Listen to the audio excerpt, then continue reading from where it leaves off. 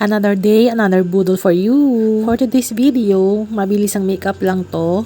First, skin prep muna tayo. Moisturize our face. Ito ang gagamitin natin, itong Bonita Himalayan Pink Salt. Or yung isang variant niya, itong Bonita Blooming Lavender Face and Body Oil. Ito muna ang pinili ko kasi meron siya palang calming effect. So, bagong variant lang yata to ni Bonita. At may nakapagsabi na ba nito o may nakapag-review na meron pala siyang cooling effect. Kaya maganda rin siya kapag matutulog ka na, pang massage, na talaga siya pang relax. So, habang iniintay natin na ma-absorb sa face natin, yung inilagay natin, maglalagay tayo dito sa ating braso, yung may mga pantal-pantal. Ang ginamit ko yung may Himalayan Pink Salt, yung original version niya. Kasi maganda daw siya kapag may mga itchiness or allergies. Tapos nakakapagpalighten and brighten din yun ng skin. Tapos may SPF 30 pa siya. Nag-check out nga pala ako nitong Bonita Pink Salt na may kasamang lavender, buy one take one ang pinili ko. May kasama siyang sunscreen. Ito siguro bago nilang i-endorse itong Bonita Tinted Glow Screen na may SPF 50 PA++++. At in fairness, maganda siyang i-apply, very smooth, very lightweight, walang white cast at hindi malagkit. Itong kaganda nito, meron siyang parang glowing effect. Very light lang ang coverage niya, kaya simple maganda lang siya sa mga. At ito ang isang ibubudol ko sa inyo, itong 2-in-1 brush. Multifunctional siya, ayan, both sides, meron siyang brush. Very soft, very smooth ang kanyang brushes. Hindi siya matala sa balat. Yung isang side, yung flat, pwede siyang pang foundation, pwede rin pang powder. Ayan, as you can see, napapadali niya ang buhay. Madali lang siyang i-apply kasi very smooth lang siyang i-apply sa face. Then, after natin mag-powder, next is etong eyebrow gel mascara from Bayfree.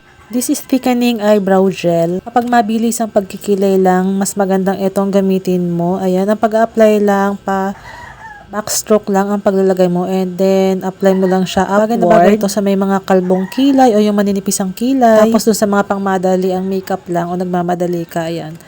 Instant kilay ka na agad. Bushy eyebrows ang tawag dyan. Ito, napakadali lang niyang gamitin. Apply mo lang yan ulit backward, then upward naman para kumapal ang kilay mo. Para mayroon ka mga fake hair strands na.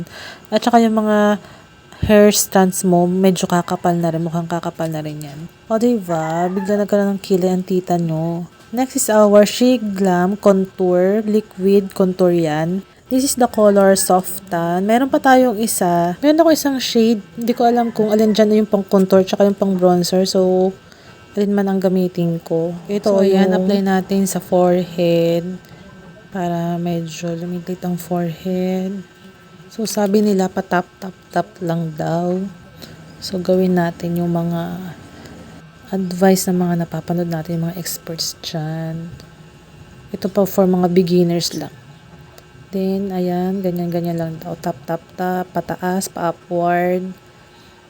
Ayan, para numipis ang face lock.